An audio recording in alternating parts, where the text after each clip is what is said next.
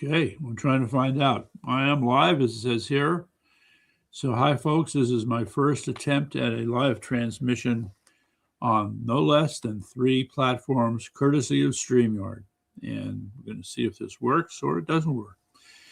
Anyway, hashtag Iranophobia would be the title I want to throw out here. Now, this is more like a test broadcast. I'm hoping to come back in a few minutes with Jason. I haven't heard from him, but um, the thing I want to point to right now, as I've been scanning headlines, is that I get the feeling from the information they're putting out there that we're kind of closer to what I'm going to call a true transitional phase.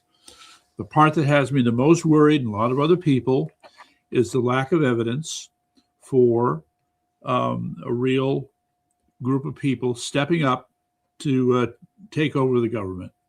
These people, for all intents and purposes, haven't shown up. A lot of people point to Prince Pahlavi, but President Trump himself said the guy he's not leadership material. And if you watch him, I think you'll be inclined to agree. So how he just doesn't have the experience, the background, the moxie, even to get something that's even briefly transitional, in my opinion. So somebody else has to be it. And I would say right now, the thing I started to point to was the Iranian American, Iranian expats in both Australia and in America, primarily Los Angeles. And now there's some news counts coming out where they're just beginning to talk among themselves and start to say a few things. So it's got possibilities. Now, that needs to be juxtaposed against the really ugly stuff coming out of the IGRC. So there's one report that they arrested what they called 111 monarchist cells in a number of individuals, all believed to be conspiring against the IGRC, even as they're falling apart. And I just want to add, it is my impression that in whatever room they might be meeting and discussing things, it's not going well at all. They can do whatever desperate things they want, but every one of them has a limited lifespan, whether it's sending out ballistic missiles, using cluster munitions, having any supposed hypersonic missiles they've sent against Israel, bombing their neighbors, threatening the civilian population. All of these end up short somewhere. So and I forgot the other piece. There was an article about your friend and mine, Mossad. They are busy digging through the neighborhood, looking for what's left of the leadership, and they are bumping them off one at a time.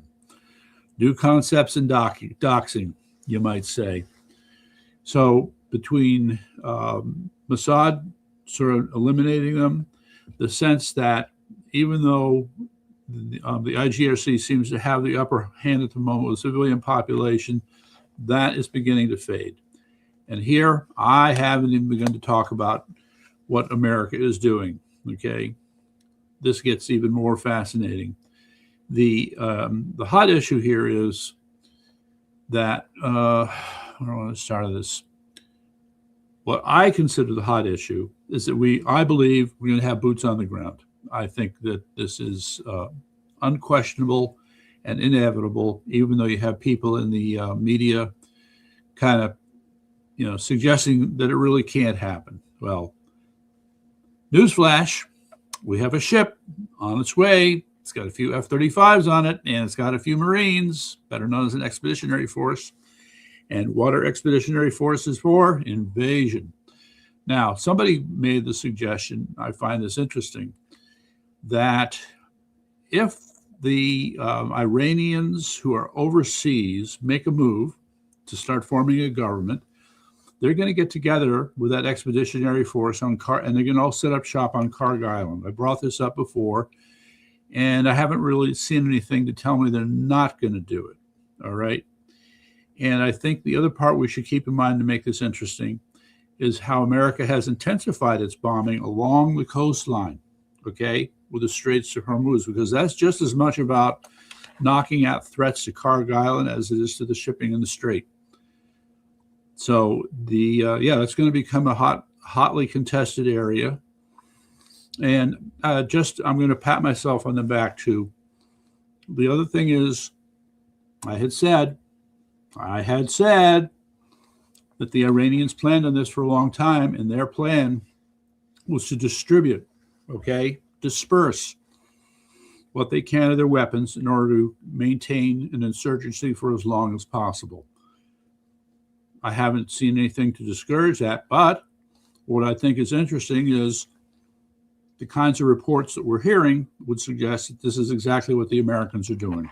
We're looking for those dispersed depots and storage sites and underground bunkers and all that good stuff along the strait inland, and bit by bit we're knocking them out. So now the real question is, do the mullahs have an ace up their sleeve? Because I think they knew that this would happen, and we'll have to throw out another one here for you to think about. It is not unusual for you could find examples back in World War II where decoys were used. Remember the rubber tanks that were put in the area near the part of England that would invade Calais in World War II? Okay, those are decoys. We used a lot of decoys, and it worked very effectively. There are much more advanced kinds of decoys that are being used in the conflict in Ukraine and Russia, and they've caused Russia to waste a lot of equipment, weapons, munitions. So the notion that the Iranians are trying to do the same thing is not out of the question. All right, so it's just going to make this, quote, a lot more complicated. But so long as America keeps putting up the pressure on these characters, I think their circle is just going to get smaller and smaller until finally they've got to beat feet and head for the hills, literally. Okay, that's my take on this. And there was another one. There was an attack on, quote, an illegal TV station, so to speak. So things are going on in the background in Iran that we're, of course, just kind of finding out about. We get little hints here and there. And I think that's so what's this going to lead to? We're going to find these things. Okay. Can I state the obvious? And as a result, it's going to drive the mullahs back more and more. So what is there? You know what? I'm going to put it this way. For the mullahs, there's going to have to be a last hurrah at some point. All right. Because I do have to throw in another point I came across, which is very annoying. Very annoying. Okay. All right. Part one.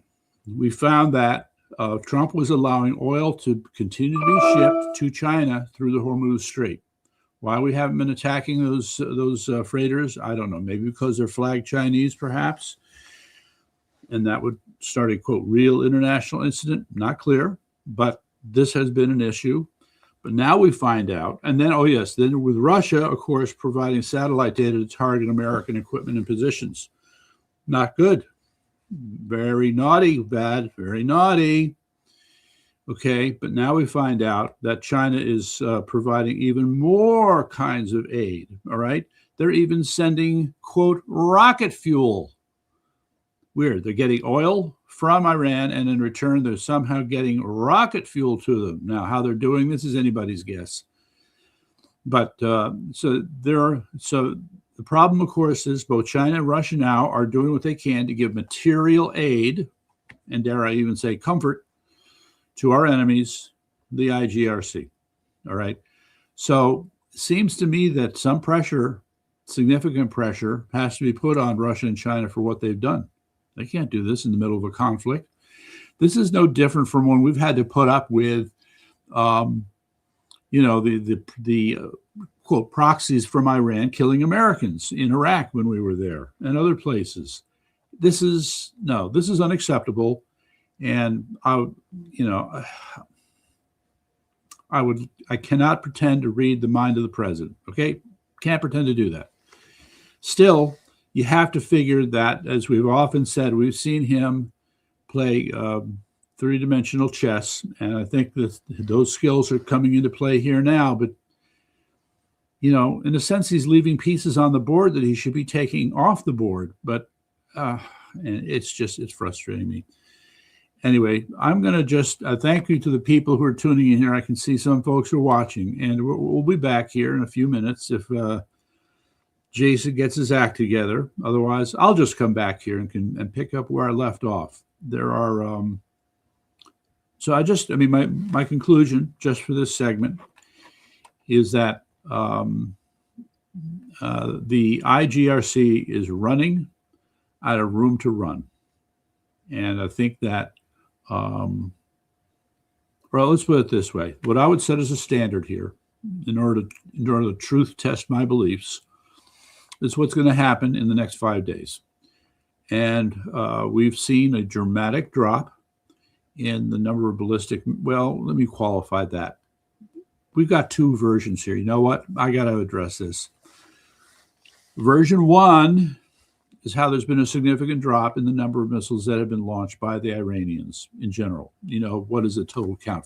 12 countries or more. And they even tried to attack Turkey, which is like, hello. And so so what has happened? Because of the craziness of the mullahs in Iran, the NATO has sent a Patriot missile battery to Turkey. Okay. Guys, there are consequences for this stuff. I don't understand why people, if it's a measure of how desperate the mullahs are, okay, it's a measure. But the hard part here is we continue to hear about the large number of missiles that are being fired. What is it? It's over 500 now so far. Now we've bombed these bunkers where there's supposedly a lot of other missiles stored. There should be a true significant drop off. And so I'm hearing contradictory accounts here and just what's going on. So I'm going to dig in. I'm going to get a little more information. And I will try to get back as soon as possible. Okay. If you're around, stay tuned.